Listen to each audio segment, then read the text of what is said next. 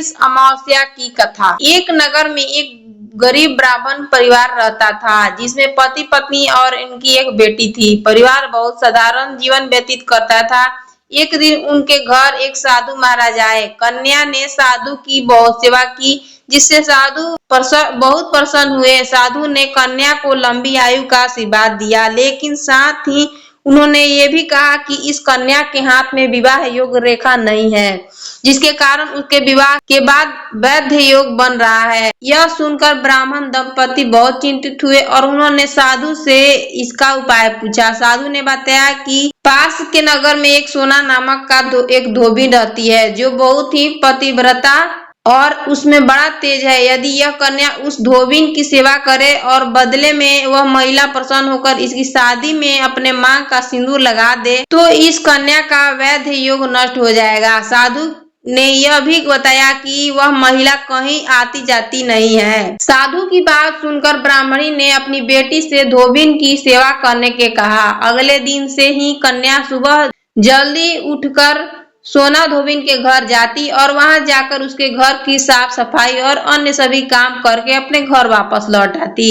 वह यह काम कई दिनों तक करती रही, लेकिन धोबिन को कभी पता नहीं चला कि कौन उसके घर आकर सारा काम कर देता है। एक दिन सोना धोबिन ने देखा कि कोई सुबह सुबह उसके घर के काम करके चला जाता है।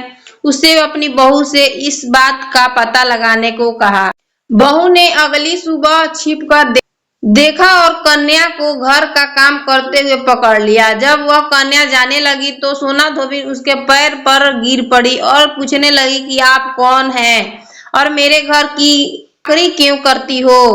तब कन्या ने साधु द्वारा कही गई सारी बात सोना धोबिन को बताई। सोना धोबिन पति परायण थी और उसमें बहुत तेज था। वह उस कन्या की मदद करने के लिए तैयार हो गई। उस दिन अमावस्या दिन था। सोना धोबिन के पति थोड़ा अस्वस्थ थे, फिर भी उसने अपनी पत्नी से कहा कि जब तक वह आपस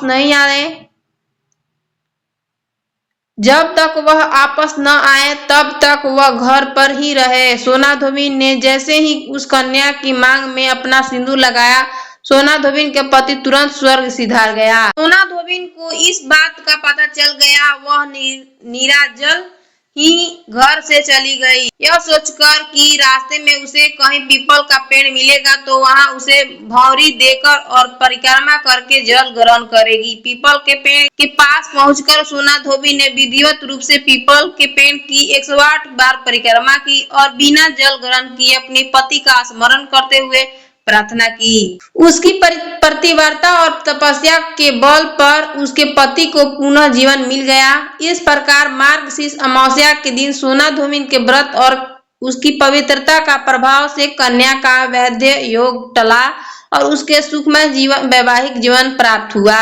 इस दिन पवित्र नदियों में स्नान, दान और पितृ तर्पण करने से भी विशेष पुण्य मिलता है। यह दिन पितृदोष से मुक्ति और पितरों की आत्मा की शांति के लिए बहुत अत्यंत महत्वपूर्ण माना जाता है। भगवान श्री कृष्ण ने गीता में स्वयं कहा है कि महीनों में मैं मार्गशीर्ष माह हूँ, इसीलिए इस माह में भगवान श्री कृष्ण की भक्ति का विशेष महत्वपूर्ण है। इस दिन देवी लक्ष्मी का पूजन भी किया जाता है, जिससे घर में सुख, समृद्धि और धन का आगमन होता है।